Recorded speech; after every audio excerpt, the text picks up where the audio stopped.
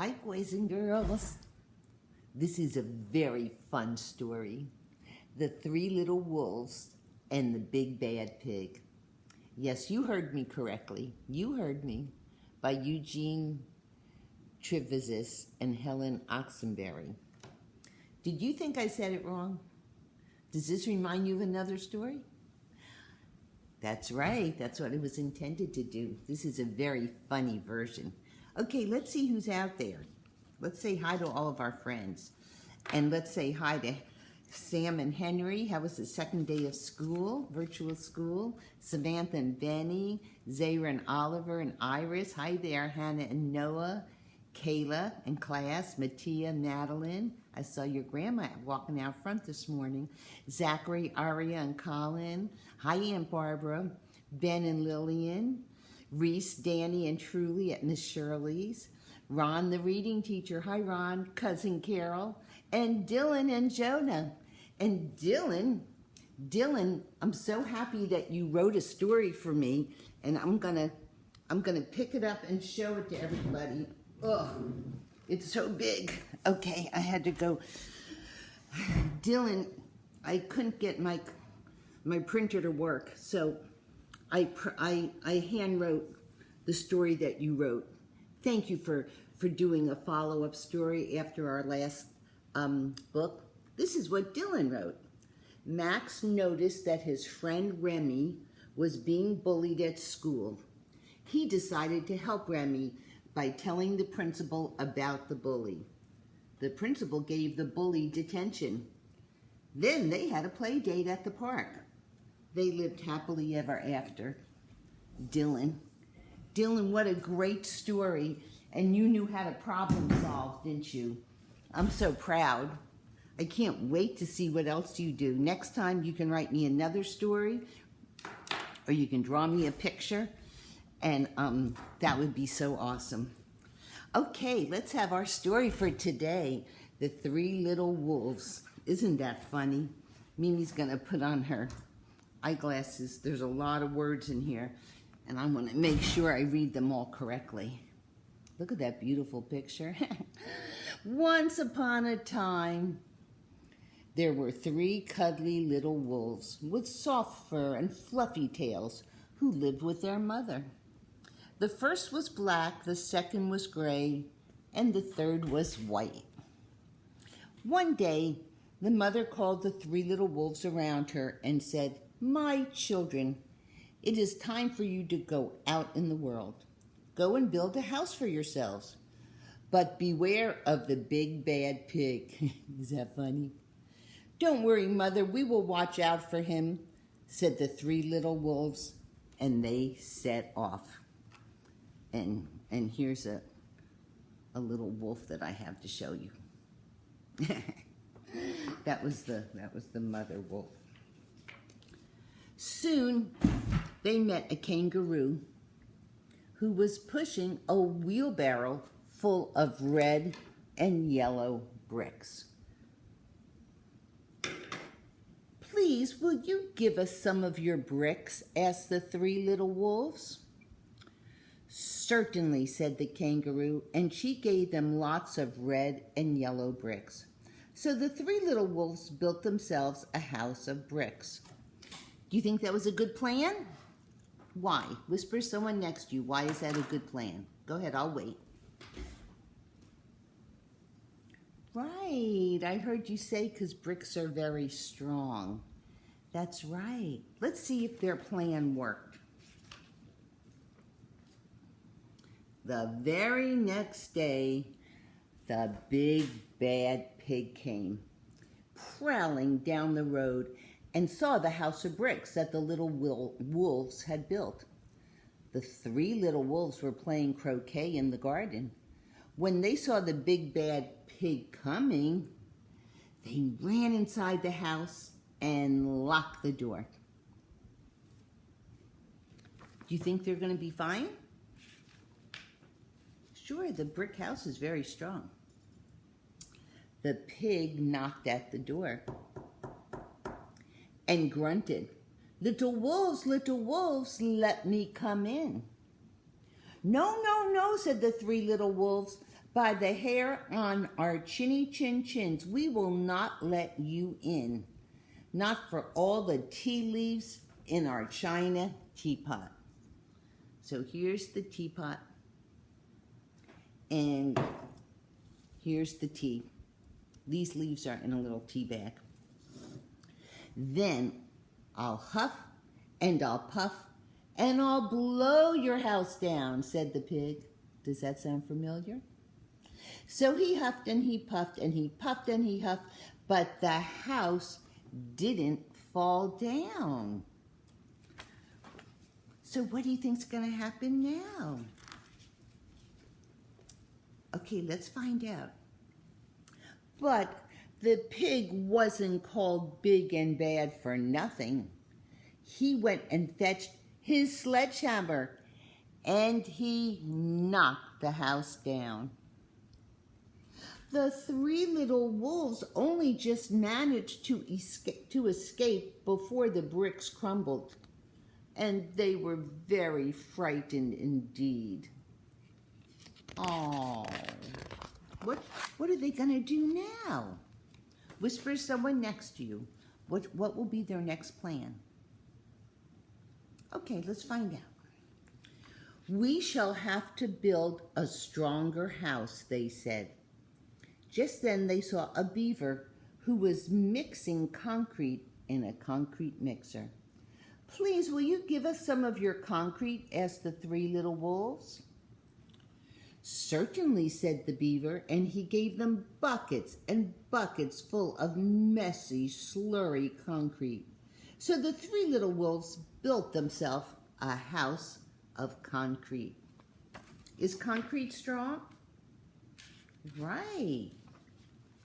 No sooner had they finished than the big bad pig came prowling down the road and saw the house of concrete that the little wolves had built.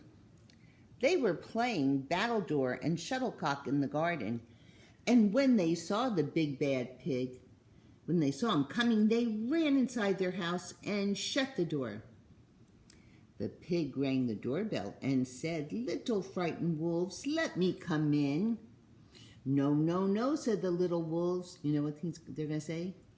"By the hair on our chinny chin chins, we will not let you in, not for all the tea leaves in our china teapot." "Then I'll huff and I'll puff and I'll blow your house down," said the pig. So he huffed and he puffed and he puffed and he huffed, but the house didn't fall down. Are they safe now? Let's see. But the pig wasn't called big and bad for nothing. He went and fetched his pneumatic drill and smashed the house down. Wow. The three little wolves managed to escape, but their chinny chin chins were trembling, trembling, and trembling. Oh, why were they trembling?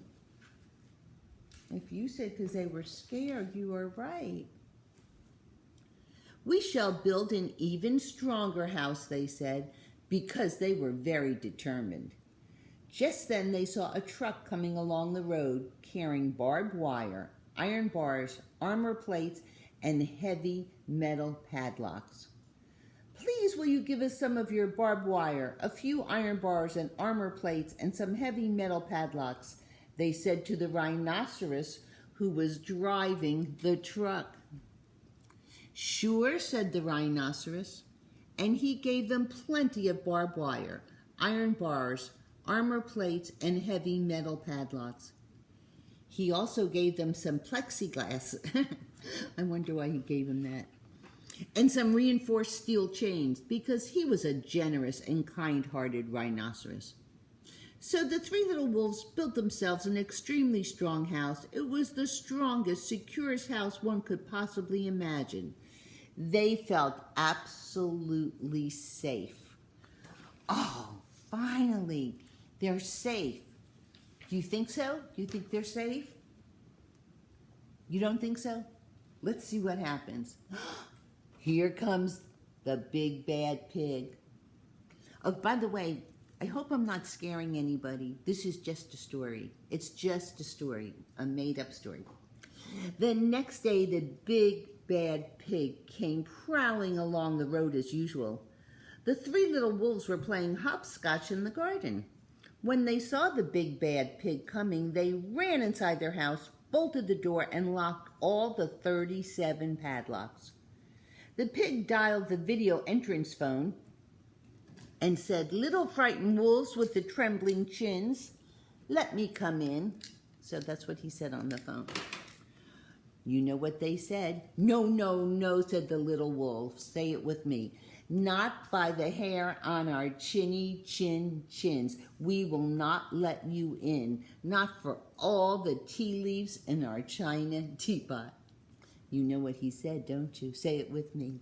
"Then I'll huff and I'll puff and I'll blow your house down," said the pig. So he huffed and he puffed and he puffed and he huffed, and the house didn't fall down. But the pig wasn't called big and bad for nothing. He brought some dynamite, laid it against the house, lit the fuse, and what's going to happen?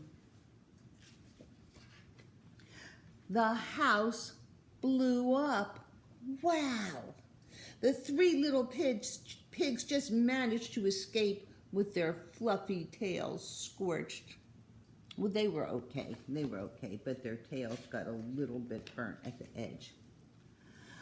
"Something must be wrong with our building materials," they said. "We have to try something different." But what? At that moment, oh, let me ask you, what do you think? They've tried all these big, strong things. What do you think?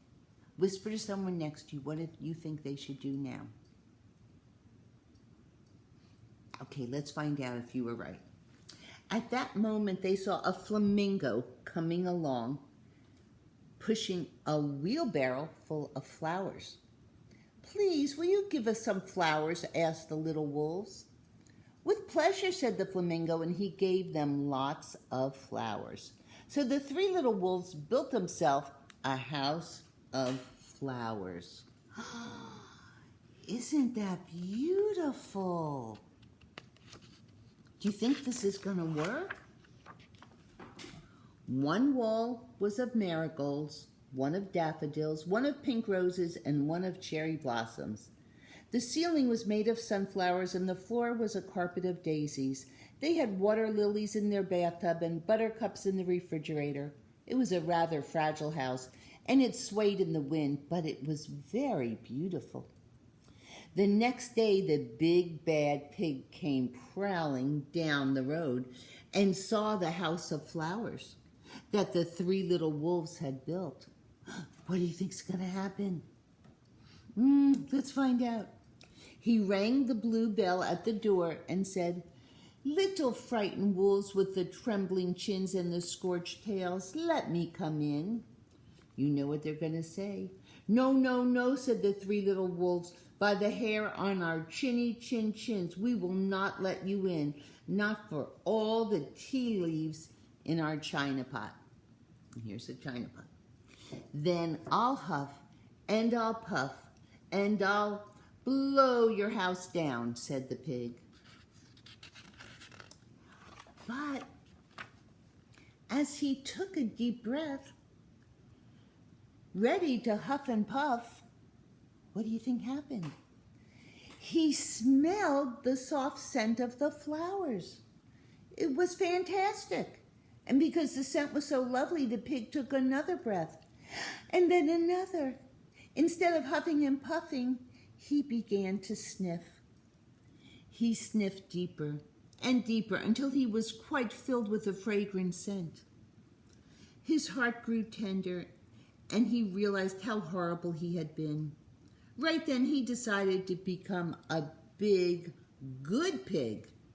He started to sing and to dance the tarantella. And that's the name of a little dance. Wow, was that a surprise? It was to me. At first, the three little wolves were a bit worried. It might be a trick. But soon they realized that the pig had truly changed. So they came running out of the house. They started playing games with him. First they played Pig Pog, and then Piggy in the middle. And when they were all tired, they invited him into the house.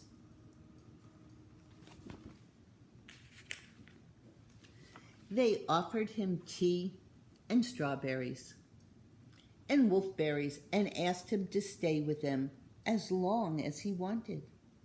The pig accepted, and they all lived happily ever after together. They all lived happily together ever after. Wow, that reminds me, Dylan, of the ending to your story.